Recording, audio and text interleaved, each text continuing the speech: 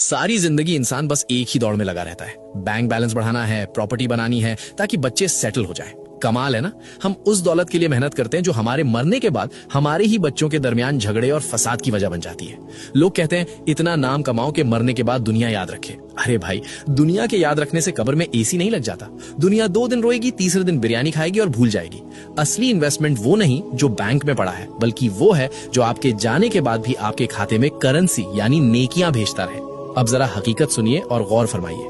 इस्लाम में इसे कहते हैं सदकाए जारिया, यानी वो नेकी जिसका सवाब इंसान के इंतकाल के बाद भी रुकता नहीं बल्कि कयामत तक जारी रहता है। सही मुस्लिम की हदीस 1631 गवाह है कि मरने के बाद इंसान के अमाल का सिलसिला खत्म हो जाता है, सिवाय 3 चीजों के, जिनमें से एक है वो नेकी जिसका नफा यानी बेनिफिट लोगों को पहुंचता रहे। तो अगर आप चाहते हैं कि कब्र की तन्हाई में भी आपका रिवॉर्ड सिस्टम चालू रहे, तो ये 6 काम आज ही नोट कर लें।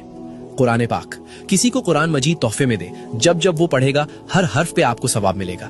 व्हील चेयर, किसी अस्पताल में मरीजों के लिए व्हील चेयर डोनेट कर दें। जब तक कोई लाचार या बीमार उसे इस्तेमाल करेगा, आपका खाता चलता रहेगा।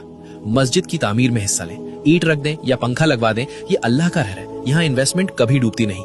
पानी का इंतजाम, कोई कुआं खुदवा दें, बोरवेल लगवाएं या किसी पब्लिक जगह पे वाटर कूलर रख दें। जब भी कोई इंसान, परिंदा या जानवर अपनी प्यास बुझाएगा, आपकी रूह को ठंडक मिलेगी। दरख्त, एक पौधा लगा दें। जब भी कोई उसके साए में बैठेगा या उसका फल खाएगा, वो आपके लिए सदका बन जाएगा।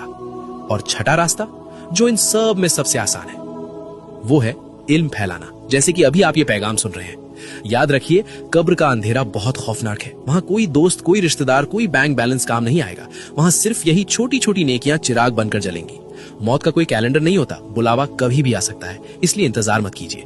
ये छठा काम अभी करें। इस पैगाम को अपने मुस्लिम भाई बहनों तक पहुंचाएं। अगर आपकी वजह से किसी एक ने भी इनमें से कोई एक नेकी कर ली, तो सोचिए आपकी आखिरत का कितना बड़ा सामान तैयार हो जाएगा। आज आपने अपनी आखिरत